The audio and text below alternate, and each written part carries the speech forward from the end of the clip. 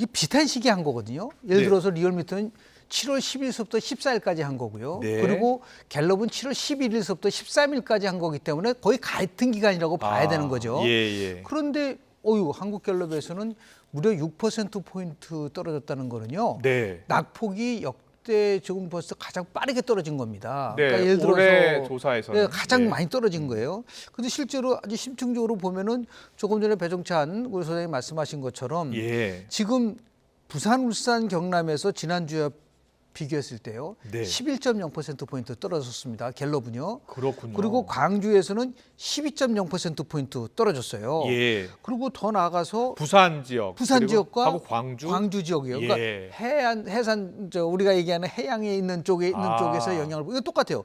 갤럽 조사만이 아니라 지금 리얼미터 조사에서 부산, 울산, 경남은 5.6%포인트 떨어졌습니다. 그렇군요. 예, 그리고 광주, 전라에서는 2.9%포인트 떨어졌어요. 그러니까 네. 이게 동시에 부산과 호남에서 이런 식으로 지지가 떨어졌다는 거는 결국은 후쿠시마 오염수에 오염수 대한 문제. 영향이 있는 것이라고 추론할 수밖에 없는 것이고 그렇군요. 더 나아가서 한국갤럽이 자기네 자체적으로 분석하면서 내놓은 해석 중에 하나가 뭐냐면 네.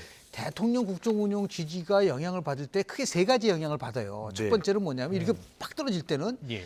정치적으로 별로 관심이 없는 정치적인 무관심층에서조차도 움직이기 시작한다는 거 하나 하고요.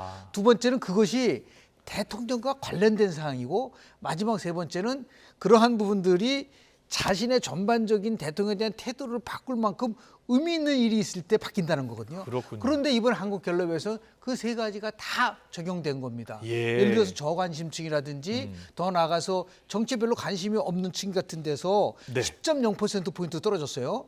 이런 것들이 지금 얘기하는 후쿠시마 오염수와 관련된 이슈가 전반적으로 굉장히 광범위하게 국민들에게 지금 이제 영향을 미치고 있다는 거. 이것이 결국은 대통령이 순방 효과도 상쇄할 만큼 저는 서울 양평 고속도로와 관련된 것보다는 지금 지역적이라든지 연령적인 거로 보면은 더 한국갤럽에서 아픈 부분은 뭐냐면요. 예. 60대에서조차 부정이 더 많아졌어요. 아, 그렇습니까? 그러니까 한국갤럽에서 예. 60대에서 긍정이 45, 부정이 49%. 그러니까 60대까지가 전부 다 부정이 많아졌다는 거는 예. 굉장히 심각한 상황이죠.